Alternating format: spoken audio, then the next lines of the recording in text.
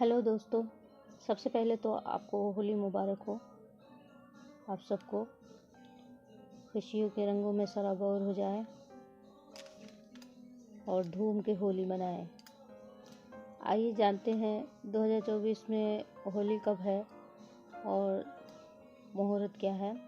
हिंदू पंचांग के अनुसार होली का पर्व चैत्र माह के कृष्ण पक्ष की प्रतिपदा को मनाया जाता है। यदि प्रतिपदा को 2 दिन पड़ रही हो तो पहले दिन को ही धुलंडी वसंत उत्सव या होली के तौर पर मनाया जाता है। इस त्यौहार को बसंत ऋतु के आगमन का स्वागत करने के लिए मनाते हैं। बसंत ऋतु में प्रकृति में फैली रंगों की छटा को ही रंगों से खेलकर बसंत उत्सव होली के रूप में दर्शाया जाता है। विशेषतः हरियाणा में इस पर्व को धुलंडी भी कहा जाता है। होली का वर्णन बहुत पहले से हमें देखने को मिलता है। प्राचीन विजयनगर साम्राज्य की राजधानी हम्पी में 16वीं शताब्दी का चित्र मिला है, जिसमें होली के पर्व को उकेरा गया है और होली से जुड़ी जो पारंपरिक कथा है वो मैं आपको बताती हूँ। जो ऐतिहासिक कथा है,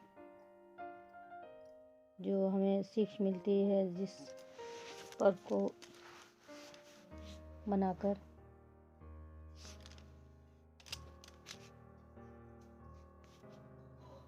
होली मनाने के त्यौहार को, जिसे पानी, रंगों एवं फूलों से मनाया जाता है, हर एक त्यौहार के पीछे एक शिक्षाप्रद कथा अथवा इतिहास होता है जो हमें सही गलत की सीख देता है, ताकि हम गलत रास्ते पर ना जाए, ना भटके।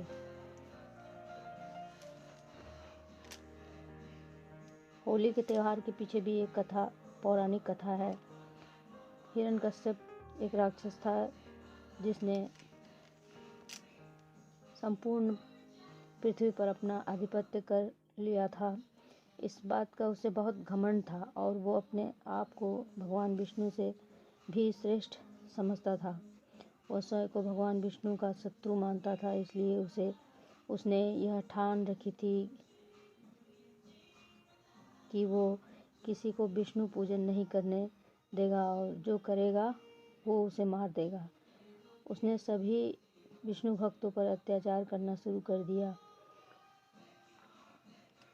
तो बहुत अत्याचार करता था। उसी हिरण्यकश्यप का पुत्र, जिसने हिरण्यकश्यप का पुत्र जो था प्रहलाद नाम था उसका, वो अपने पिता का कोई भी अवगुण उसके अंदर नहीं थे। वो एक प्रचंड विष्णु भक्त पैदा हुआ था और निरंतर उनका नाम जपता था। बचपन से ही यह बात हिरण्यकश्यप को एक आंख ना भाती थी, इसलिए उसने प्रहलाद को समझाने की बहुत कोशिश की, बहुत प्रयास किया।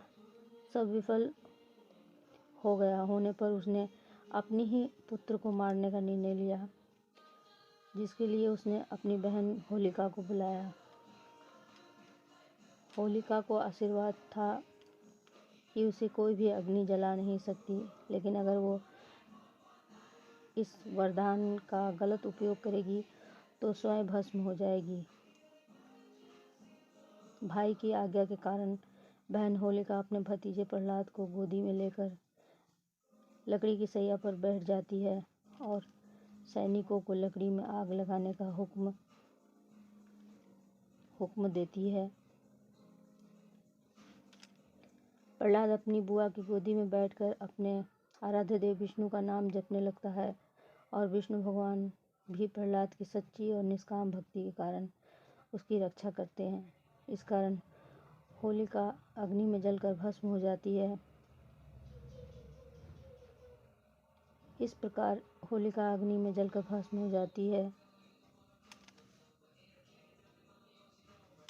और बुराई पर अच्छाई की जीत होती है। तभी से यह त्यौहार मनाया जाता है। कहा जाता है कि सच्चे भक्त को गलत इरादों के कारण मारने के प्रयास में बुराई का सर्वनाश होता है। इस प्रकार इस दिन को बुराई को खत्म कर जलाकर अच्छाई की तरफ रुख करने का त्यौहार मनाया जाता है, जिसे होली कहते हैं। तो दोस्तों, हंसते रहिए, खिलखिलाते रहिए। आप भी होली का त्यौहार खुशी खुशी मनाइए। खुद खुद दूसरों को रंग लगाइए, खुद को भी रंगों से भिगोइए। और मुझे इजाज़त दीजिए। हर हर महादेव। जय माता दी।